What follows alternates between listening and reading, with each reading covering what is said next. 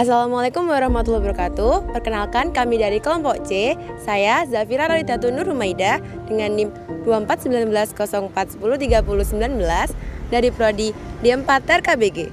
Saya Zara Nurfitia, NIM 241904103017 dari prodi D4 TRKBG. Saya Syahramzi Darukutni dengan NIM 241904103028 dari prodi D4 TRKBG. Saya Mediawan Fahri dengan NIM 241904103013 dari prodi D4 TRKBG. Pada tanggal 20 Mei 2025, ratusan driver ojek online di Jember yang tergabung dalam FKJOB menggelar demo menuntut kenaikan tarif, pengurangan potongan komisi, serta perlindungan hukum dan sosial. Mereka memprotes tarif dasar yang stagnan sejak 2022. Sementara potongan berkisar dari aplikator mencapai 20 hingga 40%. Aplikator menaikkan tarif secara otomatis saat demo karena jumlah driver berkurang. Bukan untuk menaikkan pendapatan driver, hal ini memicu ketegangan karena tarif naik, tapi penghasilan driver tetap rendah. Masalah ini menarik dibahas karena mencerminkan ketimpangan dalam ekosistem transportasi online. Meski teknologi memudahkan layanan, driver justru menghadapi potongan besar, pendapatan rendah, dan minim perlindungan. Isu ini relevan secara nasional karena menyangkut keadilan dalam ekonomi digital dan pentingnya peran pemerintah dalam melindungi pekerja. Pesan utama yang disuarakan oleh pengemudi ojol meliputi yang pertama, kenaikan tarif bagi penumpang, kedua, regulasi layanan makanan dan barang, ketiga, ketentuan tarif bersih bagi driver ojol, keempat, payung hukum yang jelas. Berikut merupakan wawancara kami dengan narasumber. Permisi Mas, selamat siang. Boleh Kak saya bertanya, kemarin ikut serta nggak dalam demo ojek online? Kemarin nggak ikut serta saya Mbak, cuma ikut mematikan aplikasinya, ikut mengompaki. Gitu. Ya kalau boleh tahu, Masnya tahu nggak tuntutan apa aja yang dituntut dalam aksi demo kemarin? Kalau yang saya tahu itu tuntutan dari aplikasi itu, dari kami untuk aplikasi untuk potongan untuk lebih dikurangi, soalnya tidak sesuai dengan yang dulu-dulu itu Mas, Mbak. Agak lebih mahal gitu ya Mas? Kalau agak lebih mahal itu tetap dari pelanggan Mbak, cuma dari drivernya kalau dari pelanggan itu mahal, di drivernya itu yang tetap nggak ada perubahan gitu. Mau tanya lagi, untuk harapannya buat pemerintah apa Mas untuk mengatasi solusi? Ini ada lagi Mbak, ini Mbak, kasusnya ini ada ikut goceng, aplikasi kayak gini cuma ikut goceng juga.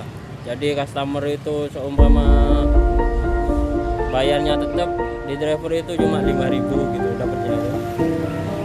Jadi pendapatannya itu malah dipotong nggak sesuai yang kemarin reguler, kan ada reguler sama aceng. Kalau aceng itu 5.000 per itu Mbak. Jadi potongannya itu lebih dari 50% itu Mbak. Untuk pengemudi. Oke, untuk dari tindakan pemerintah sendiri terhadap kasus demo ini kemarin gimana Mas? Apa mungkin mereka ada solusi yang ditawarkan atau ada tindakan? Kalau kemarin katanya sih mau ada solusi, cuma masih belum ada yang lagi nih Pak. Masih belum berjalan. Nanti ada yang nembusi lagi gitu. Harapannya kedepannya apa Mas? Ya semoga potongannya agak terlalu besar dah Mas, Mbak. Ada lagi mungkin Mas? Sudah cukup kayak gitu. Oke, terima kasih. Sekian wawancara dari pihak ojol yang telah ikut sertanya dalam demo kemarin.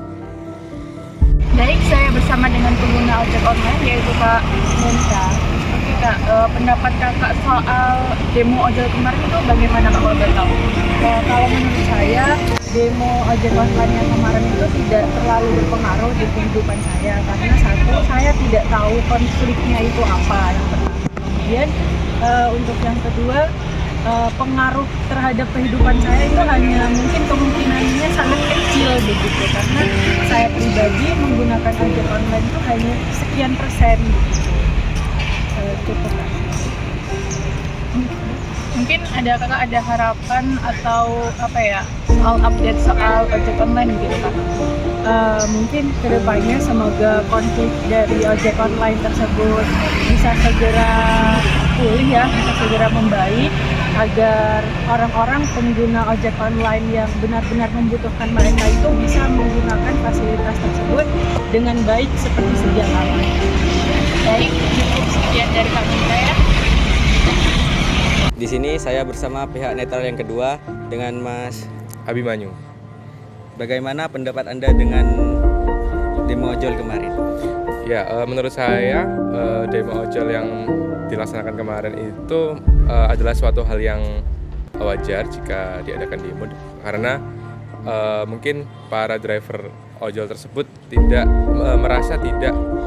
merasa haknya tidak terpenuhi dengan baik. Maka dari itu mereka melakukan demo, dan itu menurut saya adalah hal yang wajar.